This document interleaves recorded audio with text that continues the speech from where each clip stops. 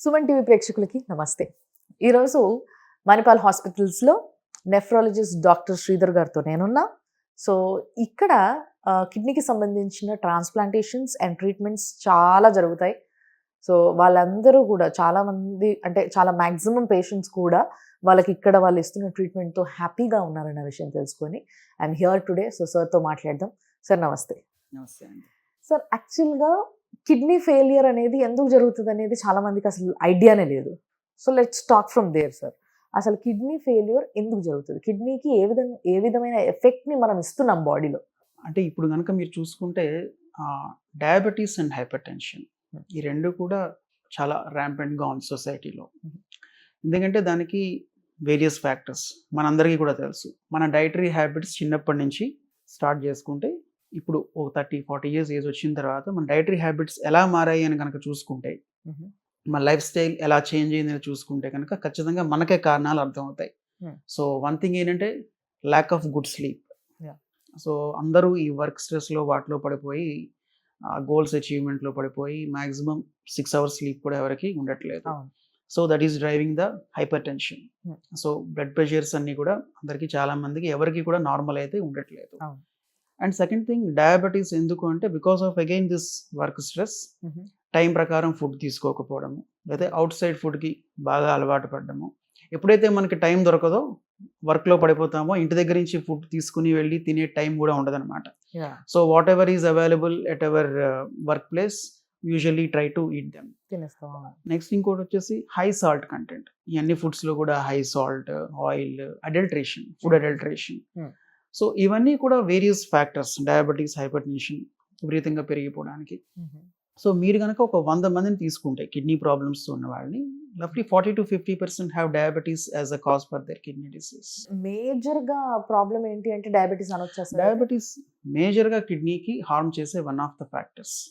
తర్వాత hyper tension అంటే combination of diabetes and hyper tension. అంటే డయాబెటీస్, హైపర్ టెన్షన్ 2 ఉంటే కనుక అది కిడ్నీకి ఇంకా డెట్రిమెంటల్ అన్నమాట. సో ఇవి కాకుండా వాట్ ఆర్ అదర్ ఫ్యాక్టర్స్ అని అడిగితే కనుక అంటే కొంతమందికి పుట్టుకతోటే కొన్ని రకాల అబ్నార్మాలిటీస్ ఉండొచ్చు వాళ్ళ యూరినరీ ట్రాక్ట్లో.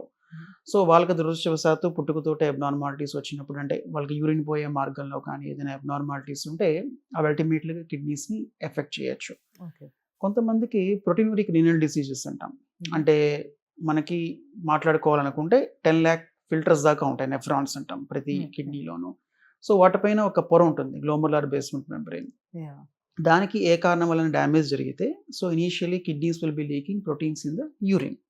సో రాను రాను అవి ఏమవుతుందంటే కిడ్నీస్ యొక్క ఫంక్షనింగ్ కూడా తగ్గిపోతుంది అనమాట. సో వీటిని గ్లోమరులర్ డిసీజెస్ అంటాం. సో ఇవి ఒక స్మాల్ పర్సంటేజ్ ఆఫ్ పాపులేషన్లో దే కెన్ ఎఫెక్ట్.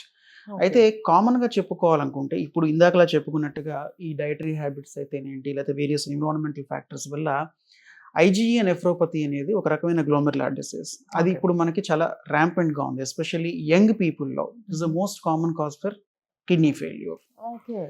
అలాగే కొంతమందికి ఎస్పెషల్లీ యంగ్ ఉమెన్లో ఆటో ఇమ్యూన్ డిసీజ్ అంటాం, అంటే systemic lupus erythematosus and SLE.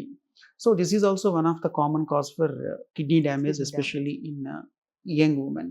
ఇంకా ఇవి కాకుండా నెఫ్రోటాక్సిన్స్, కొన్ని రకాల హెర్బల్ ప్రొడక్ట్స్, లేదంటే కొన్ని రకాల over the counter medications, illicit drug usage, ఇది కూడా చాలా కామన్గా ఉంది ఇప్పుడు మనకి సొసైటీలో. ఇది కూడా one of the causes for kidney failure. And especially చాలా మంది యూత్ ఇప్పుడు ఈ 6 pack కావాలని 8 pack కావాలని they are going to gym and they are consuming high protein diet. So creatine అవి ఉండడము, లేదా కొంతమంది ఎనబోలిక్ స్టెరాయిడ్స్ వాడుతున్నారు. సో ఇవన్నీ కూడా కిడ్నీస్ ఫెయిల్ అవడానికి వన్ ఆఫ్ ద ఫ్యాక్టర్స్ అన్నమాట. సో హై ప్రోటీన్ తినడం అనేది కూడా కిడ్నీస్కి మంచిది కాదంటారా? డెఫినెట్లీ. అంటే విపరీతంగా మన బాడీకి కావాల్సిన దానికన్నా ఎక్కువ ప్రోటీన్ కన్జ్యూమ్ చేస్తే definitely it is harmful to the kidneys. And చాలా మంది నీళ్ళ గురించి మాట్లాడినప్పుడు అంటే డాక్టర్స్ కూడా చెప్తుంటారు నీళ్ళు బాగా తాగాలి, బాగా ఎక్కువగా నీళ్ళు తాగాలి అని చెప్పేసి. బట్ అదవే కొంతమంది విపరీతంగా అంటే ఆ బాడీకి అవసరమైన దానికన్నా ఎక్కువ నీళ్లు తాగడం వల్ల కూడా కిడ్నీస్ పైన ఎఫెక్ట్ పడుతుంది. డెఫినెట్లీ. ఏంటంటే ఇప్పుడు ఏదో పొద్దునే లేచిన వెంటనే ఒక 2 లీటర్ల నీళ్ళు తాగేస్తాను, తర్వాత మళ్ళీ తాకపోయినా పర్వాలేదు అని కొంతమంది అనుకుంటూ ఉంటారు. But that's not correct.